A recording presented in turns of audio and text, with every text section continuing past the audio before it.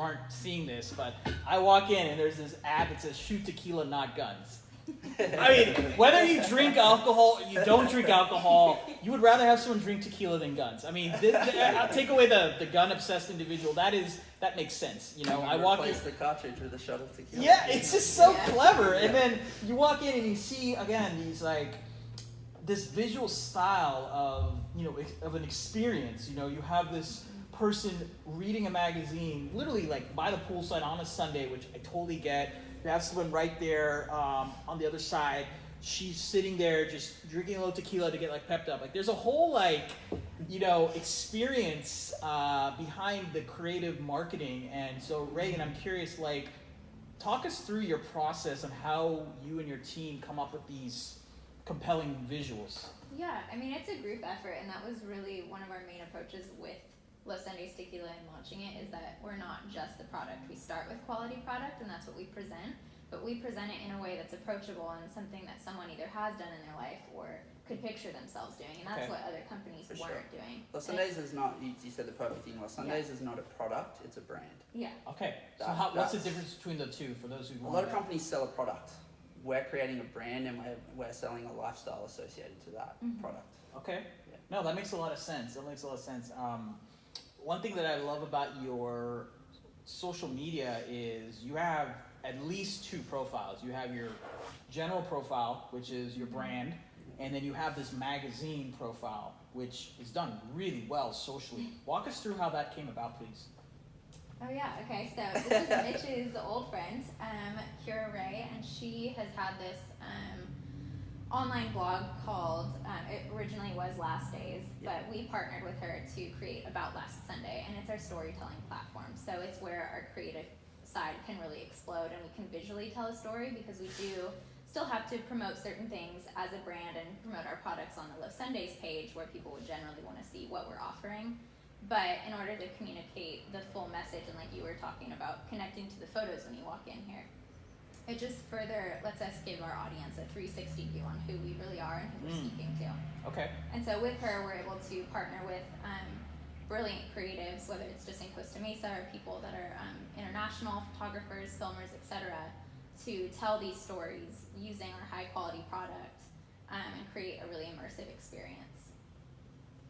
If that makes sense. That makes a lot of sense. And no, one thing I really like about, again, your visuals and the experience that you're showing is that they're very timeless. Like if you told me this photo was from 2004, I would believe it. Or there's a very, no, but that's very impressive, because when you do marketing, at least the brands that stick are the ones that they have this, they're not dictated by time, they're more dictated by connectivity. And whether you live in 2004, you live right now, I can relate to that person. That's what I would do on a Sunday, or a day. That's the perfect word, relatable. We try to make everything relatable to our consumer, to the audience we're trying to speak to. We're trying to put ourselves in their shoes and create something that they can not only aspire to, but relate to as well, and that makes them be able to feel like that they can associate with a brand or understand the brand. When brands do things that are too commercial or too aspirational and too far off, sometimes it's people can't relate to it as well, and they don't feel as comfortable with it. So that makes sense. I want to take a step back to the beginning days. You had said that you had launched this in late 2017, and where you are now. What have you learned building this business, from selling it, from marketing it? Like, what has changed? Like, let's pretend you format the younger versions of yourself late 2017. And you're mentoring them. I'm serious, because this show's about mentoring and giving advice. I mean, you're almost you will hit your 2-year end. When did you guys officially launch in 2017? October 2017. Okay, so you're going to hit your 2-year goal in less than 10 months. So that's quite an achievement. What have you learned from now in 2019, which is when this airs, from launching this in 2017? So much that you don't even think you'd have enough time to even Even to go back 12 months. From 12 months to now, the amount that you learn throwing yourself into your own company and your own brand, it's insane. It's just, it's really hard to put into words. Like the best advice, I think, is do it. If someone has an idea or a concept that they believe in, there's really isn't a right time or recipe or manner to do it. It's if you believe in it and you've got a means to start it. And none of us are from the liquor industry. We're all from action sport. 2 or 3 years trying to bring in the right tasting tequila. I mean, I was bootlegging it in my suitcase and getting pulled over in secondary. I'm in the computer now, and we learned a lot. I have this visual of the movie Untouchables, you know, where they're pulling over people for distilling. All the TSA agents are banning You're allowed 2-liter bottles. Okay. Okay. So I'm coming through the Tijuana border, coming to the U.S. side, and I got a roller suitcase. And the guy looks at me and says, "How many bottles do you have?" I said, "Well, I just brought a few samples over." So he goes, "You're going to go through X-ray, so go ahead." And I must have had, 21? I had 21-liter bottles. But I said, we're developing a company, it's all samples, they're not for resale.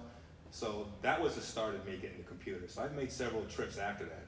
And I just go right to secondary. Yeah. It's a search every time for Andy, unfortunately. It was How do you determine the flavors? So just to let everyone know, I had to sample the product. I'm not just going to interview someone who makes a great product without feeling it. And I tried 2 of their products. The Blanco and Reposado, and I have to tell you, I mean, as a Reposado fan, I loved it, and the Blanco, I can totally understand how that, like you had mentioned earlier, it's a good mixer. How did you figure out the final taste for both? Did you guys have a committee? Well, I don't think we actually went for a flavor. I think our goal was to come up with a smooth tequila. And I'm a little bit older than these guys, and I remember the old days, we drink tequila, it was kind of a truth or dare. I dare you to take a shot of tequila, and then you get the ugly face, where we actually wanted something smooth, enjoyable. Women can enjoy it. Men can enjoy it. You enjoy it. Yeah. So we shot out to come up with a smooth sipping tequila. Okay. And that's how it kind of started, with me taking trips over there and sampling 10 to 15 shots every day. And it just came down to us all trying it. We kind of had everyone, and Randy would bring back bootleg bottles over, and we'd go meet in my dining room and lay them out, and we'd all taste them, and everyone would give their feedback, and then It took a while before it. Yeah. The finished product was there. Unfortunately, I mean, there were a lot of trips. Yeah. What's the right way to drink tequila then? I mean, I had it as a shot, but I like it on the rocks. What do you guys recommend? That's the best thing about tequila, isn't a right way. It's like now tequila as a category is elevating so much more to a premium product. Whereas Randy said, tequila had this perception of being harsh, and everyone had the worst hangovers and you blackout nights and things like that, and that's because there was a lot of bad tequila out there. And so now that tequila, the category is becoming a lot more premium, tequila is actually the best liquor for you to drink. It's the cleanest liquor. Like Los Andes tequila is gluten-free, it's sugar-free, and tequila's an up. All other liquors are down. What other macro trends have you all noticed that's helping tequila sales? Because just as a participant who goes out to, let's say, the Bungalow or other places, people are ordering more tequila. Yeah, And definitely. what do you think's helping? Is there shows or celebrity? Is there trends, like you said? Like we talked earlier about paleo and bulletproof diets say that if you have to drink tequila because of its effects and what you just mentioned. Is there any other macro trends? I think that's just it. It's just people's awareness and knowledge is improving so much. Yeah, the educational On side, tequila, where yeah. it's not just the tequila that you had in college that really hurt you.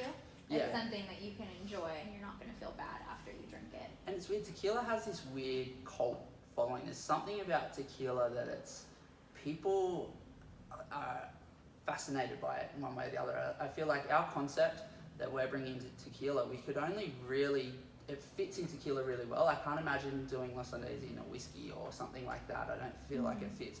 But tequila's such a kind of becoming such a trend, and people, tequila pops up in so many memes and things like that. It is something that is very relatable for the millennial now, and they're very, I can't think of the right word. It's not like attracted, but they're intrigued. Intrigued? By tequila. Okay. Yeah, so, and as, Oliver was touching on before, there is so many different ways to drink it, and so many craft cocktails and really clean, better cocktails being made with tequila now. And then better brands that are making tequila that's easy. You don't have to hold your breath and squint your eyes to take the shot anymore and then have a chaser or lime and salt. It's good tequila now is people pour it neat or on the rocks and sip it, or put a little bit of lime juice, or one of the most popular ways people drink Los Sundays is Sundays and soda. So they get a LaCroix or a 0-calorie soda, and you put Los Sundays on ice, a squeeze of lime and a little bit of LaCroix or something like that, and Sundays and soda. It's clean, it's low cal, it's no sugar, and it's Enjoyable. Yeah, it's really enjoyable. It's enjoyable. Okay. Well, I want to thank you all for doing this interview. Thank you for sharing your journey and your experience. I sincerely wish you all well. I really believe that you have something great here. What's next for your brand for 2019 that we all should be aware of? This interview will air end of Jan, early Feb 2019, so I'm just curious, what can our viewers be looking for? We haven't some line extensions that we're working on. Okay. That we'll look to release around summer or near the end of the year. But because we're still such a young brand, we're really, and 2018 was such a kind of proof of concept test year for us. You know, we're only in a small area and we're starting to expand. So 2019, we're just really excited to kind of get the message and the brand out there to more people. We really just want to get our presence and get more people drinking less Sundays and seeing our marketing and creating more content. Like, we love to create content and marketing, and that's kind of, you know, Reagan has a lot of awesome ideas for this year, and we've got some really good people lined up. So, you know, we want to make some videos and do some shoots and just put out the best content in the industry. Awesome.